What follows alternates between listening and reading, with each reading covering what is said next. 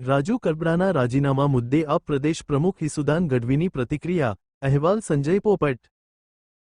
આજે ખેડૂત નેતા રાજુભાઈ કરપડાનું મને વોટ્સઅપ પર રાજીનામું મળ્યું છે.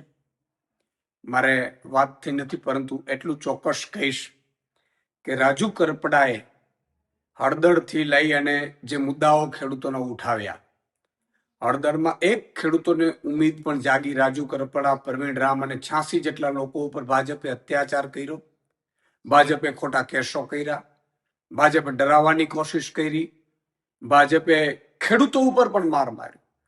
અને ત્યાર પછી પણ આ ખેડૂતોમાં અને ખેડૂત નેતાઓમાં જોમ અને જુસ્સો રહ્યો. એમણે ખૂબ મહેનત કરી છે ખેડૂતોને લઈને. કઈ મજબૂરી હશે એ હજી મારે જાણી નથી શકાયું, પરંતુ એટલું ચોક્કસ કહીશ કે એમણે ખેડૂતો માટે અને ખેડૂતો માટે વ્યવસ્થિત ભાવ મળે, ભાજપ જે અત્યાચાર કરે છે, ભાજપ જે લૂંટ ચલાવે છે, એપીએમસીમાં લૂંટ ચલાવે છે, એને લઈને એમણે ખૂબ આંદોલનો કર્યા, મહેનત કરી. અને એટલે ખેડૂતો અને આમ આદમી પાર્ટી હંમેશા રાજુભાઈને ખૂબ સમર્થન પણ રહ્યું, ખેડૂતોનું પણ સમર્થન રહ્યું. અને આમ આદમી પાર્ટીએ પણ તમે જોયું હશે કે હળદર કાંડ પછી ભગવત માનજી અને અરવિંદ કેજરીવાલ સાહેબ સુદામડામાં સભા કરી. ખેડૂતો લગભગ 50,000થી વધુ ખેડૂતો એકઠા થયા. ભાજપ એટલું ડરી ગયું હળદર કાંડ પછી અને સુદામડામાં સભા થઈ, એટલે 10,000 કરોડનું પેકેજ આમ આદમી પાર્ટીના લડવૈયા યોદ્ધાઓના કારણે મળ્યું. પ્રવીણ રામ હોય, રમેશ મેરો, તમામ લોકો. અને એનાથી પણ આગળ જતા આમ આદમી પાર્ટીએ તમામ જિલ્લાઓ, મતલબ ઝોનમાં 7 થી 9 ઝોન અમે લગભગ કિસાન મહાપંચાયતો કરી, જેમાં પણ ખેડૂતો ખૂબ ઉપસ્થિત રહ્યા, ખેડૂતો ખૂબ સમર્થન કર્યું. અને આ નેતાઓ અને ખેડૂતોના સમર્થનમાં અમે સાઇન કેમ્પેન ચલાવ્યું અને 13,000 ગામોમાં નાની મોટી મિટિંગો કરી, ખેડૂત પંચાયત કરી, ન્યાય પંચાયત, અને લગભગ 80,000થી વધુ ખેડૂતોના આપણે સાઇન કેમ્પેન લઈ અને સમર્થન મેળવ્યું. અને એ અમારું ડેલિગેશન એ ત્યાં ગયું, મુખ્યમંત્રીશ્રીને માનનીયને મળ્યા. પણ એટલું ચોક્કસ કહેશું કે ખેડૂતોને આમ આદમી પાર્ટીને એના લીડરો ઉપર ખૂબ ઉમ્મીદ છે. અમે ખૂબ સંઘર્ષમાંથી ઊભા થયેલા છીએ.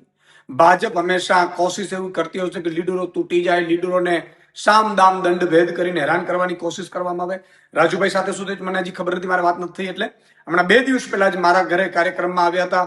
મેં લગભગ તમામ ખેડૂતો અને ખેડૂત નેતાઓનું અહીંયા 10-12 હજાર લોકોની વચ્ચે સન્માન પણ કર્યું હતું, યોદ્ધાઓનું. ખેડૂતો પણ ઉપસ્થિત રહ્યા હતા. અને ખેડૂતોને પણ ખૂબ મોટી ઉમ્મીદ છે આમ આદમી પાર્ટીને, એના નેતાઓ ઉપર, એના સંઘર્ષ ઉપર. એટલે કોઈ મજબૂરી રહી ખબર નથી, પરંતુ ભાજપ હંમેશા કોશિશ આવું કરતું રહ્યું છે.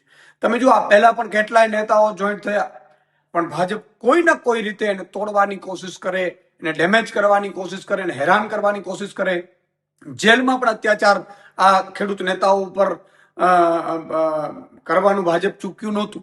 મેં જે રીતે જેલમાંથી આવ્યા પછી બધા જે આગેવાનો મળ્યા છે, ખૂબ અત્યાચાર કર્યા છે. યાર, એ લોકોનો વાંક શું હતું? અને હજી પણ કેસોના દબાણો આન તેન. એટલે મને લાગે છે કે ભાજપ છે એ કોશિશો આવી કરતી રહેશે, પરંતુ આમ આદમી પાર્ટીને એનો એક એક નેતા અને એક એક સંઘર્ષશીલ ખેડૂત એ હંમેશા પોતાના સત્ય માટે લડતો રહેશે.